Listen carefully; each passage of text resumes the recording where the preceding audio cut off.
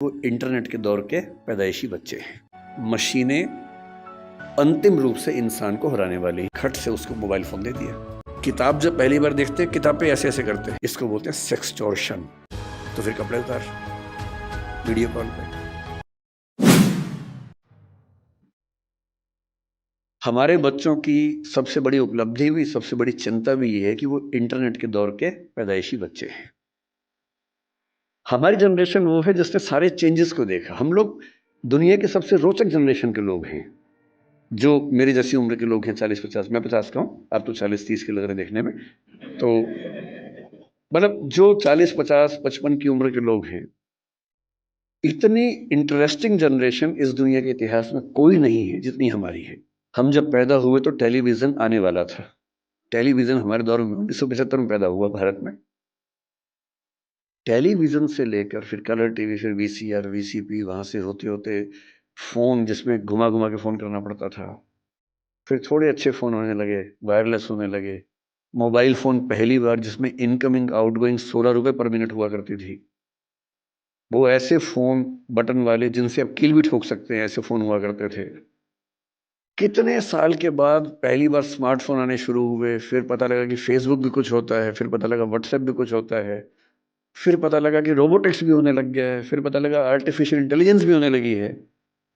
और आज हम उस बिंदु पर आ चुके हैं। मुश्किल से 2 साल की बात है, मशीनें अंतिम रूप से इंसान को हराने वाली हैं, हर मामले में हराने वाली हैं। जो खुशफ़हमी हम सबको हैं, वो सब खत्म होने वाली बहुत जल्दी, मैक्सिमम 2 साल का समय है। अभी एआई आ गई है। जिस दिन एजीआई ठीक से आ गई, एजीआई का मतलब है आर्टिफिशियल जनरल इंटेलिजेंस। इस दौर में जो बच्चे पैदा हुए, जिनको जेन ज़ी और पता नहीं क्या-क्या ऐसे हम बोलते हैं, जनरेशन ज़ी है, जनरेशन वाई है, हर 5-7 साल में चेंज हो रही जनरेशंस आजकल। ये किस दौर के बच्चे हैं? ये पैदा होते हैं, जैसी माँ थोड़ी परेशान है, बाप परेशान है, खट से उसको मोबाइल फ़ोन दे दिया। ये टेलीविज़न पे लगा दिया कोई अच्छा सा टीवी चैनल जिस पे वो सब आ रहा है, राइम्स आ रही हैं, अच्छी-अच्छी वीडियो के साथ आ रही है, कार्टून फ़िल्म आ रही है।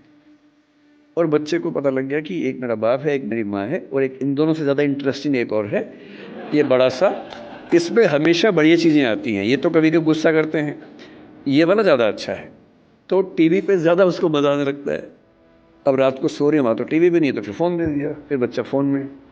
कई बच्चे आजकल ऐसे हैं जो किताब जब पहली बार देखते हैं, किताब पे ऐसे-ऐसे करते हैं, क्योंकि वो जिस दौर के बच्चे हैं, उनको अखबार पे, किताब पे, इतना ही नहीं, दीवार पे ऐसे करने लग जाते हैं, टेबल पे ऐसे करते हैं कि बड़ी क्यों नहीं हो रही टेबल, क्योंकि वो क्या कर रहे हैं, उसी दौर के बच्चे हैं। मुझे अच्छे से याद है कि हमने पहली बार 5वीं-6ठी क्लास में जाके ऊट-पटांग चीज़ें पढ़नी देखनी शुरू की थी स्कूल में। स्कूल गए, हर स्कूल में क्या होता है, एक आध बच्चा होता है जो नेता होता है क्लास का, जो कहीं-कहीं से ज्ञान लेके आता है और सारे बच्चों में डिस्ट्रीब्यूट करता है कि भैया तुम तो बच्चे हो, तुम्हें नहीं पता दुनिया कैसे चल रही है, ये है असली चीज़ें। तो मुझे याद आता है कि शायद 6ठी-7वीं क्लास में पहली बार हमारी क्लास से एक छँटा हुआ बच्चा था, कुछ किताब-विताब लाया था, कुछ फ़ोटो-वोटो थी उसमें ऊट-पटांग सी। हम सब ने देखी, हम समझ भी नहीं पाए कि ये सब क्या है, पर ये हमें पता लगा कि इसको देखने से आदमी बड़ा माना जाता है, स्मार्ट माना जाता है। लेकिन तब भी क्या था कि एक रिसेस में, एक कोने में जाके 2-3 लोग बैठ के देख रहे हैं, और जैसे टीचर दूसरी क्लास में भागे वापस। दुनिया बहुत कंट्रोल्ड किस्म की थी, रेगुलेटेड किस्म की थी। अब इंटरनेट की दुनिया है। आप जितने भी स्मार्ट माता-पिता हों, आपके बच्चे आपसे ज़्यादा स्मार्ट हैं। और अगर आपको लगता है कि आप इंटरनेट और मोबाइल और डिवाइसेस में उनका मुकाबला कर पाएँगे, तो आप बच्चे हैं। नहीं कर सकते। वो हमारे बस की बात नहीं है। संभव नहीं है। 5 साल का बच्चा जब स्कूल जाने लगता है, उसी समय उसको पता लग जाता है कि क्या चीज़ें दुनिया में हैं, जो पहले पता लगती थी 15 के आस-पास की उम्र में, 13 के आस-पास की उम्र में। फिर वो फ़ोन में पहली बार सर्च करता है कुछ। अभी उसको ये नहीं पता कि सर्च हिस्ट्री डिलीट कर सकते हैं। तो बाप पकड़ लेता है, पिटता है बच्चा। फिर उसका स्कूल का फ्रेंड बताता है कि नहीं, इनकॉग्निटो जाना है। अगली बार से बच्चा स्मार्ट हो गया है। 6 साल का बच्चा स्मार्ट है। इनकॉग्निटो में वो सब देख रहा है जो आप नहीं चाह रहे थे और जो आप देख रहे थे, लेकिन आप नहीं चाह रहे थे कि वो देखे। बच्चा है, छोटा बच्चा है, उसका एक्सपोजर का लेवल सोच के देखिए। ये हंसी मजाक में मैं कह रहा हूं, लेकिन बात की गंभीरता को देखना है। 6, 7, 8 साल के बच्चों का वो एक्सपोजर लेवल है जो पहले 14, 15, 16 की उम्र में होता था। मेडिकल साइंस इस बात को मान चुकी है। मैं जितनी बातें कोट कर रहा हूं, मैं हवा में कोट नहीं कर रहा हूं, मेडिकल साइंस की रिसर्चेस के बेस पे कोट कर रहा हूं। आपको आश्चर्य होगा, आज से 1 महीने पहले एक रिपोर्ट आई है, लगभग पूरी दुनिया में प्यूबर्टी की एज 1 साल कम हो गई है, जिसको टीनेज बोलते हैं कि 13 साल की उम्र में टीनेज आती है, बच्चियों को मासिक धर्म शुरू होता है। दुनिया भर में उसकी एज 1 साल कम हो गई है। और ये ऐसे नहीं हो गई है, ये एक्सपोजर से होती है। लड़के भी जल्दी मैच्योर हो रहे हैं। जो हरकतें 15, 16, 18 में ठीक लगती है, किसी बच्चे के मन में भाव आने चाहिए, 8, 9, 10 में वैसी बातें हो गई हैं। जब वो नेट पे जाते हैं तो नेट पे जो पिशाच बैठे हुए दुनिया भर में, जो साइबर ठग हैं, जो साइबर क्रिमिनल्स हैं, वो इसी ताक में हैं कि बच्चे मिल जाएं। उनको पता है कि बच्चे का मनोविज्ञान क्या है। वो हैकर्स हैं, वो हैक कर लेंगे कि उस बच्चे ने क्या क्या सर्च किया है, उसकी पूरी कुंडली खोल लेंगे कि बच्चे का इस समय मन कहाँ अटका हुआ है। अगर 9, 10, 11, 12 साल का कोई लड़का है जो कुछ ऐसे वीडियोस देख रहा था या इमेजेस देख रहा था, उसमें भी देख रहे हैं कि कैसी रेस, वाइट रेस उसको पसंद है कि इंडियन तरह के लोग पसंद हैं,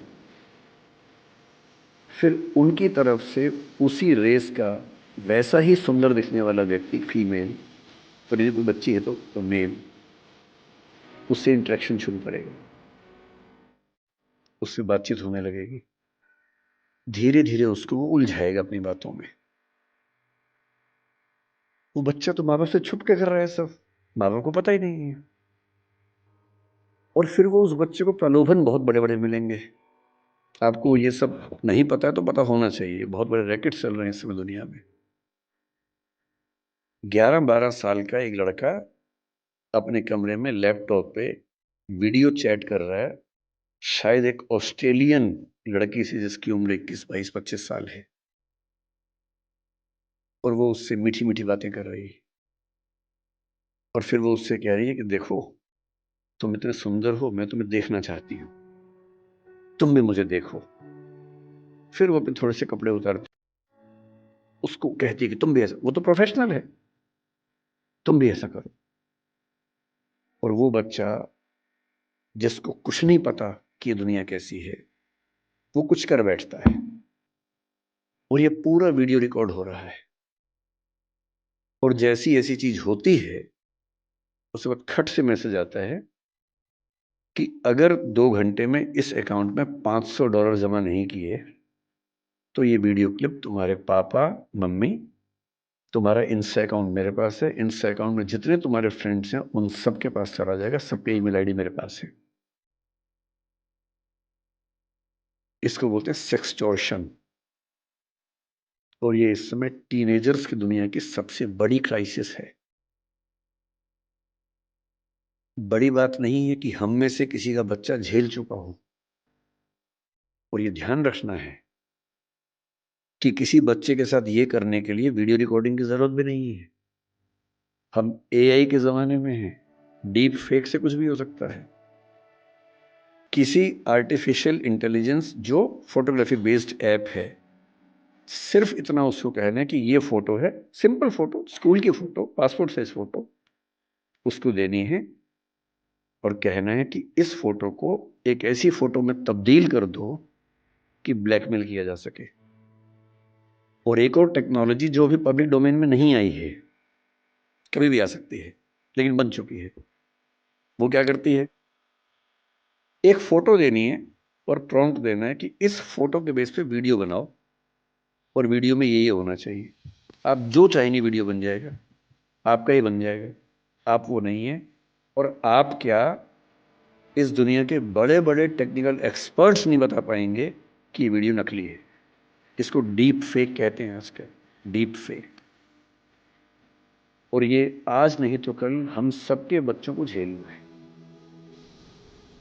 उन सबको समझाने की ज़रूरत है कि जब किसी से प्रेम भी करते हो, मान लीजिए, आजकल बच्चों के प्रेम में क्या होता है, सबसे पहले पासवर्ड शेयर करते हैं कि तू मुझसे प्यार करती है, हाँ तो पासवर्ड दे, तू मुझसे प्यार करता है तो पासवर्ड दे। दोनों पासवर्ड देते हैं, फिर एक और आईडी बना लेते हैं अलग से, उसका पासवर्ड दे देते हैं। फिर उसके बाद भरोसा और कायम करना है। फिर रात को 2 बजे जब पेरेंट्स सो चुके हैं, फिर वीडियो कॉल करते हैं। भरोसा करती है, हाँ, तो फिर कपड़े उतार, वीडियो कॉल पर। ये खेल शुरू हो जाता है।